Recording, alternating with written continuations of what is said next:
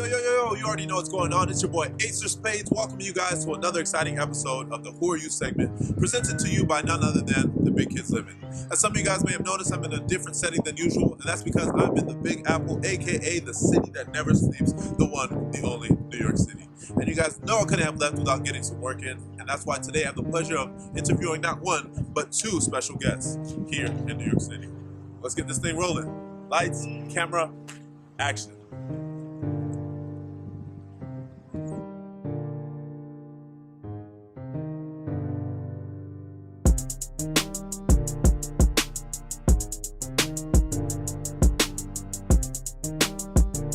Like I said, guys, I'm live here in New York with two special guests, Greg St. Vilus and Ruben Civilus, both aspiring actors grinding it out here in the big city of New York, waiting for their break.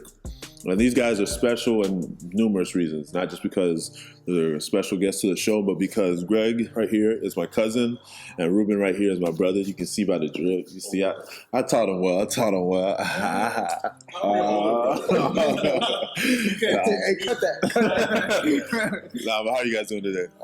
Good, man. Very good. That's Very good. Another day in the city. Yeah. How was the trip here? It was excellent, man. Got the little Barclays thing going outside. True. I think Rihanna's coming to the city, right? Yeah, Savage and Fenty. Okay, yeah. Like that. Fashion. Yeah, we're headed to a fashion show tomorrow, right? Yeah. All right. So, but anyways, how was your trip here?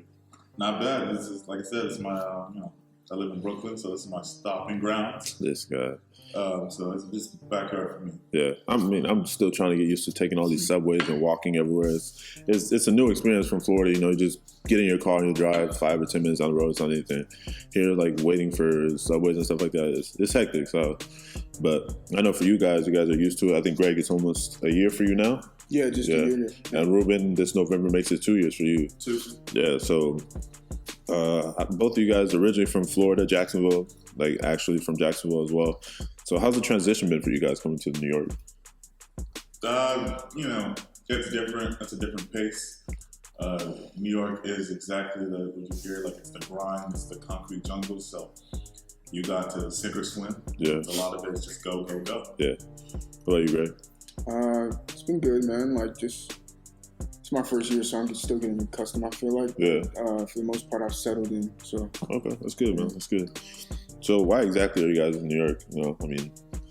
We are actors. That's what we do. Yeah. I moved to the city where all the work is. Yeah. Would have moved to LA, but I feel like LA is kind of more everybody just wants to be famous type of aspect. Yeah. And I just want to be here to kind of like ease your way into it. Not even just ease my way into it, but just really work on my craft and like be serious about what I'm doing, because I'm not trying to party and all that. So a little flyer. What about you?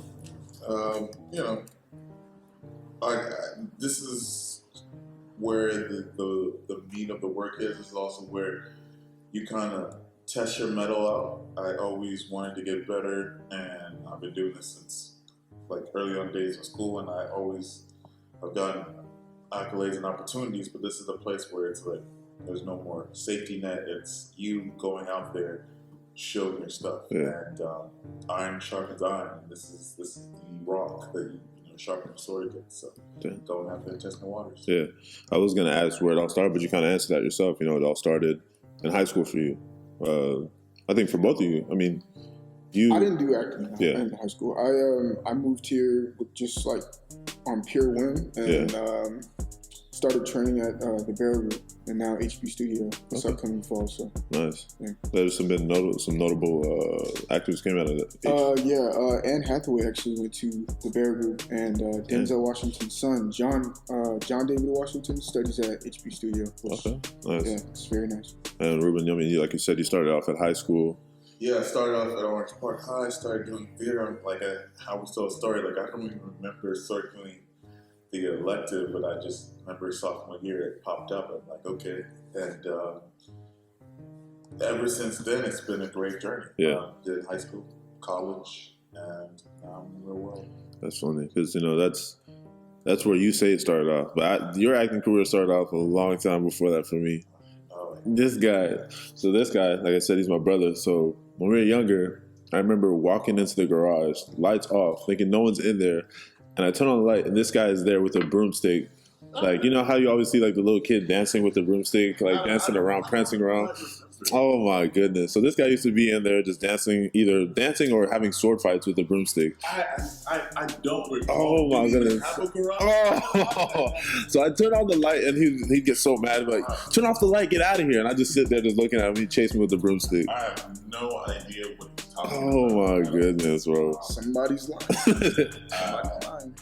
That sounds weird. Oh yeah, okay. But like we've already established, you both are aspiring actors. But even with that, you guys took very different routes. You mentioned, Ruben, you went through the high school route, through college. You took more of the traditional route, and then to you are now. I did schooling, high school, college, and then I've been to a couple of theater festivals, and that was how I went through. Yeah, and Greg, like you said before, you took a leap of pure faith, basically. Yeah, you came out here. That's what I did. Yeah. So, how would you guys if you guys had to explain those routes and the results of them? What would you guys say? Like I said, I went to high school, then I went to 2 different college institutions. I got a talent grant to go 1, and my first 2 years were basically learning to unlearn all the bad habits I learned in high school and get ready for the next level. And then my last 2 years were really just like I was doing like close to 4 shows a year, which is crazy for any educational program. They did like 11 a year, which is extreme. What'd you unlearn overacting? Just, in high school you learn just a lot of cheap tricks in a sense. Not saying that we would learn tricks, but it's just you're in a high school, it's like cafeteria, right? And it's not like we had a lot of fun. So we picked up some bad habits that were unlearned, and then that's what was my first year at FSCJ was. And then I got a full ride to go to Greensboro College in North Carolina. Learned a lot from there. Constantly, I wanted to go to a school my last 2 years where I was always on stage, because I would go throughout my day learning my theater classes and then get to apply exactly what I learned that night in rehearsals and on stage. And that was a perfect experience for me. I got to go to a theater festival called the Williamstown Theater Festival, which is pretty huge, and I got some really good networking and opportunities that kind of led me to be in the city. Okay. So what about you, Greg? You took the more leap of faith, jumping right into it all. So how's that been for you? Man, it's been very interesting, to say the least. Yeah. I definitely think it's not for everybody, because there are people who they're just not built for this. Yeah.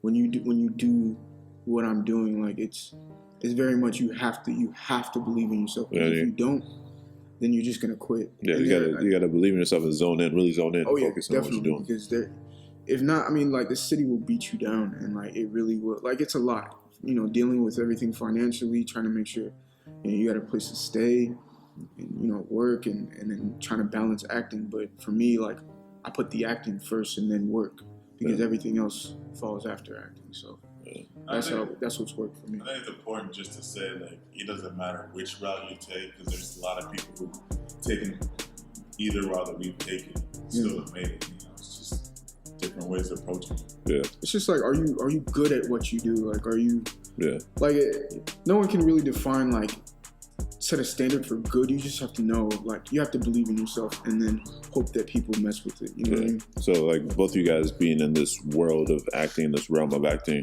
what would you guys say, as an actor's point of view, what would you guys say has been the most discouraging thing you guys have faced in the industry or throughout the process? Most discouraging thing. I don't know. I just think that, for me, the discouraging thing would be I don't look a certain way and whatnot. And it's funny because they usually theater, and they always think the ingenue or the leading man has to look like a certain type of way. And I've been able to use the business is a lot of prejudging. They have it is vain. They have to look at you and they judge based off looks a lot. But if you have what it takes and you have skill and you have talent, you can always change a lot of people's mind with that, or they'll be willing to work with that. But I think the biggest discouraging thing is just having to deal with the industry that is heavily based off of looks. I don't think I really had to conform to what people's look, but I know going in that I'm going against a lot of what they're looking for as far as this type. Yeah. And I've always just been able to use it to my advantage. But sometimes, it works, sometimes it doesn't. And that's kind of the most encouraging thing. And it's not what you know a lot, it's a lot of who you know. And I think that's the biggest discouraging thing. A lot of people young people our age that make it, if you look at their family, you look at who they know, 9 times out of 10 they have a family member or a parent that works in the industry. Yeah. I guess the most discouraging thing, I don't really have one, but I can say going forward, something that might be a little bit of a discouraging point would be the fact that I'm going to hear no a lot, because when you audition, more often than not, you're going to hear no. You're going to hear 1,000 no's before you hear yes. Yeah. And, it's not necessarily, it might not be your fault. It could be like you just might not have the look that that he was talking about. Or it could be like maybe you're just not right for the part. Yeah. Like you could audition great and you could hit every beat, but if you're just not right for the part, then it's a no. So just going into that, you gotta know that that's going to be a thing.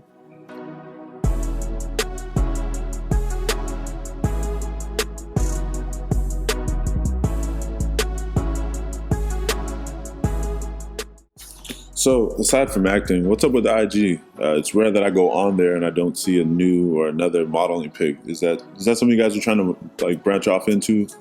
Man, not at all. People tell me I should keep Instagram for press and everything after we do shorts or films, whatever.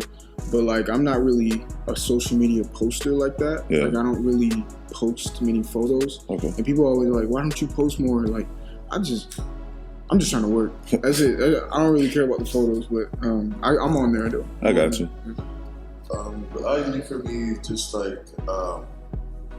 one, if you're an artist, you should try to always find some type of medium to be creative. But also, we live in a world now where casting directors and managers also want to know what kind of followers you have, which I don't necessarily agree with, but it's a part of the game that I'm trying to learn. And it's also a good point to put up for promo and advertising. We live in a digital age, and I'm meeting a social media type of age, so social media is a good resume to have. Yeah. So, unfortunately. Yeah. I got you. I don't know. I mean, I got after seeing those pictures, I mean, it's not something, don't rule it out. That's all I'm saying. What, modeling that? Yeah. Yeah, we'll see. Shout out to my man, Brian. All right, big shout out to my man, Brian. So this is Greg. This is more directed towards you. So when I first reached out to you about having this sit-down interview, do you remember your reaction? Yeah, I was down to do it. Yeah. Why not? Yeah. Well, your exact reaction was, "I'm down. It's finally my time or my chance to tell my story, my side of the story." I don't know if I said that. It was something around that. So but you told me it was your chance to tell your story. What do you mean by that? If you can remember. I mean, man, you grow up and people doubt you and people think certain things about you, but they don't really know you. Yeah. And I feel like it's always good to kind of just sit down and just let people know what you got going on. And what better way to do that than be here? Yeah. I mean, I can't say no to you anyway. You're my cousin, so if I say no, then it's we're gonna have some problems. Yeah, we're gonna have to. No. But yeah, that's really what it is. Yeah, but I understand what you mean, because I mean, when you came to New York, you kind of did under wraps. You didn't really tell anybody. Oh yeah, I didn't tell anybody. Yeah. I told a few people. Yeah. But I didn't scream it out to anybody. Yeah, I got you. So I mean, when you told me that, I felt like you wanted to let everyone know this is where I'm at, this is what I'm doing, this is why I did it. So, but I feel that. Also, in addition to that, you recently took part in your first project ever a couple months ago, short film, right? Yeah, Ghosted. Yeah. And that project, that short film, won first place in a film festival. Yeah. What was the feeling like? I know you got to be feeling some type of way about that. I'm kind of the momentum's kind of died down for me. I'm not. It's not my best work, I feel like, and he kind of hyped me up. He was like, "Yo, man, I think it was really good. Don't worry about the performance. It was great." And I mean, as an actor, you're always gonna find ways or look at things you could have improved on, and I definitely was critical of myself. I don't like seeing myself on screen. Does that make sense? Like, I mean, I feel that the same way. Like with doing these interviews, sometimes I watch back, I'm like, oh, I can't really watch this, but you know, it's tough but like watching that is what helps you improve. You know, like you see, like, okay, I should really work on this or work on this to like get to another level.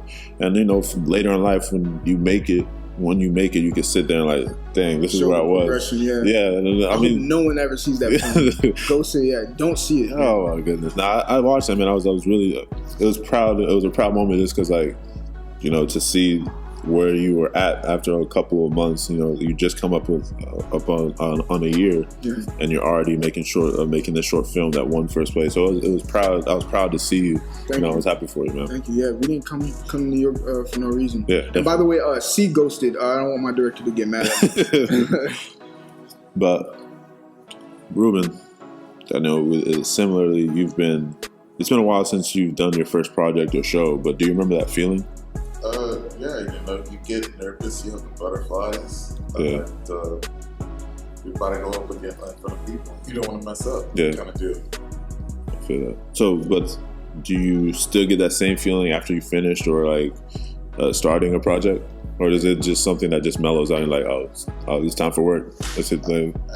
It's kind of both. It's like, it's time for work. It's another show, but also, like, for me, anytime I do performance right before I go on stage, I still feel the butterflies. Yeah. And that to me is a good thing. That means I still care. Yeah. Right?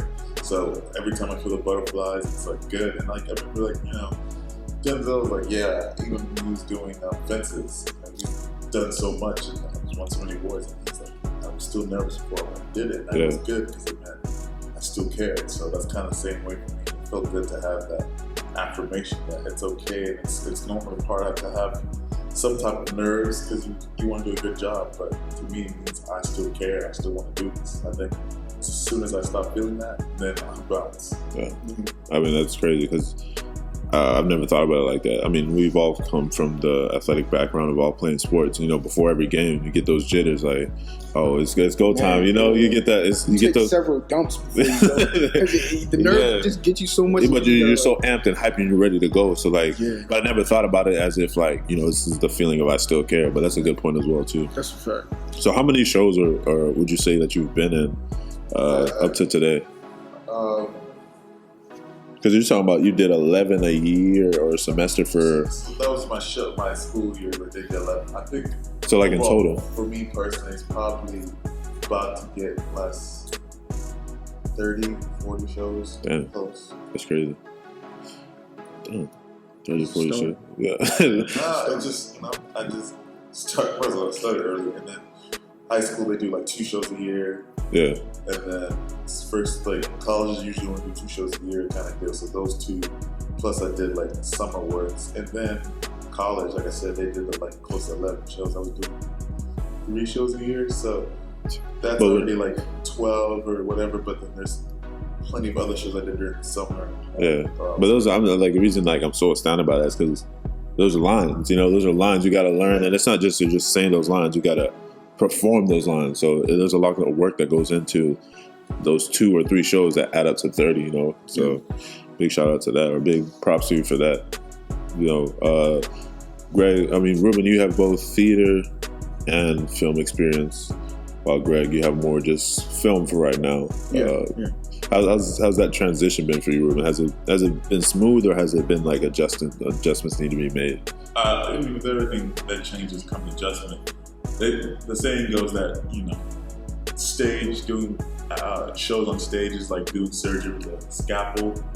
Doing film work is like doing surgery with like a laser, and it's just basically your focus has to be a lot more of, you know, that more direct, because stage you get to be really energetic, you can be, you know, over the top, because you need to try to get to the person way back in the audience, versus camera, everything's there. Yeah. And just if you're coming from theater and learning camera work, you just have to like learn to stop do too much. Okay. And it just comes to a point where you just learn. After a couple of years now, I've kind of gotten to the point where I can learn to switch, and that switch between stage and film. That's cool. That's pretty cool. Well, Ruben, besides acting, you're branching out a bit and kind of in the role of a promoter, helping others get their name out as well. Tell us a little bit about that. Shout out to Taylor Crump and Con Kids. My friend Taylor had a dream, and I just really bought into it. Helping, there's a lot of artists, a lot of creators out there who just don't have the platform, who don't have the means. Yeah, they slip between the cracks. Yeah, they slip between the cracks. And so that's why Con Kids was created, and basically it's a media platform where you come to us and we help get your work out there. We get your, we have a lot of rappers that we help out. We have a lot of artists in different forms, from whether it's like they paint, create, and just different types of art forms and creatives. And we have a lot of podcasts. We're looking to get Big Kids Living on there. It's in the works. It's in the works. And, very soon we want Con Kids to be on there, so that way that we can help people, the little guys get there. And by working hard, Taylor's working, she's working double time. We have a brand new artist, Breezy, that's coming up, and we got people waiting in Cali that are reaching out and that's crazy. And trying to hey, we like what you're doing, we want more. So please check out Con Kids. For you guys that are watching right now, creatives, come to us and we will help you get your work out there. We have a Twitter and a Facebook, and we have Instagram. So we're out there. We're trying to dominate the media. What's the name for it? So it's Con Kids, and so it's just at Con Kids. At Con Kids. How do you spell it? Con Kids is KON_kids. Okay. Well, later on, you can always on my page. I'm the chief operating officer, so my page, a lot of it is going to be a lot of flooding of Con Kids stuff, and always posting. And please look up on all kinds of social media. Yeah, and that's awesome, man. And I say this often. I feel like I've said it on every episode that I've done so far, the Who Are You segment. But that's basically what this segment is about: helping others get their name out there.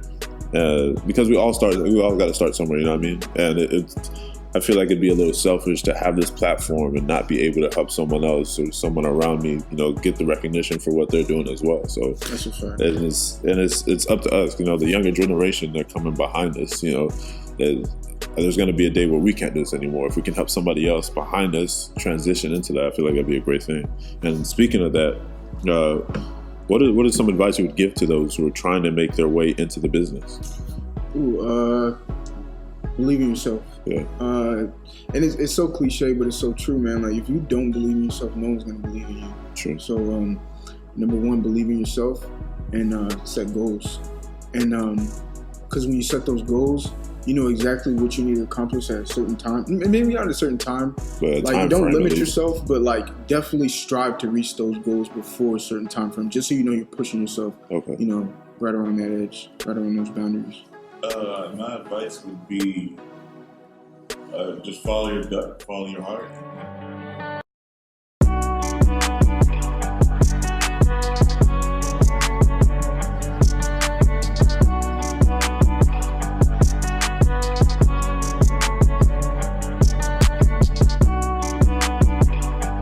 Well, I don't want to hold you guys for too long. I know, Ruben, you got rehearsal after this, and we've got a busy day ahead of you as well.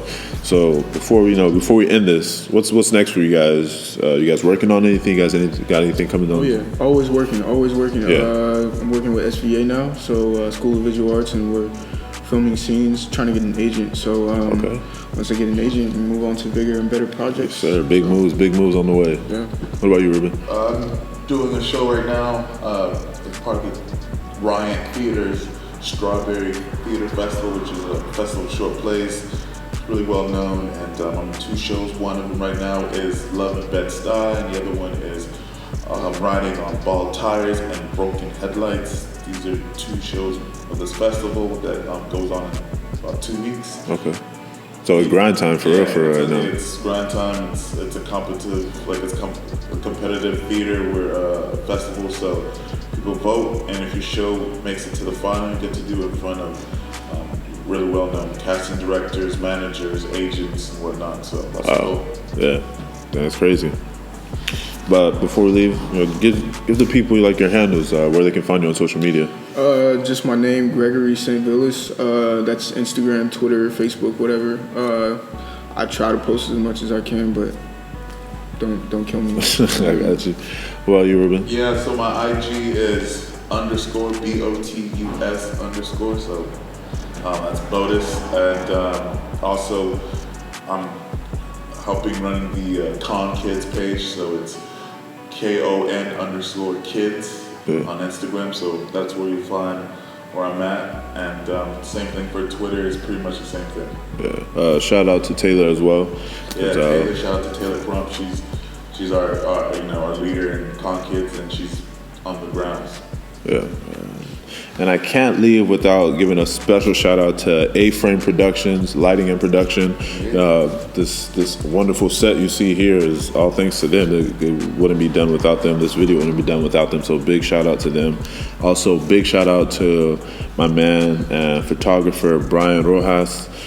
He's an awesome photographer here in New York. And it was because of him I recently got to have the great opportunity of being in front of the camera for once, as a model. And, it's not something I really thought about or I was really uneasy about, but, it was a great experience. He's part of the A-Frame crew, so it was a big opportunity, a great opportunity. Well, guys, coming to an end. Thank you guys for coming. Yes, sir. Great. Yes, sir. Pleasure. Shout out to Big Kids Living, all made possible by them. Please stay tuned for what we have coming. I know it's been a while since we really put something out, but we're all grinding on all cylinders since everyone's come back from summer break. Peasy, Bryce, Theo, we're all working. So, stay tuned. And we're out.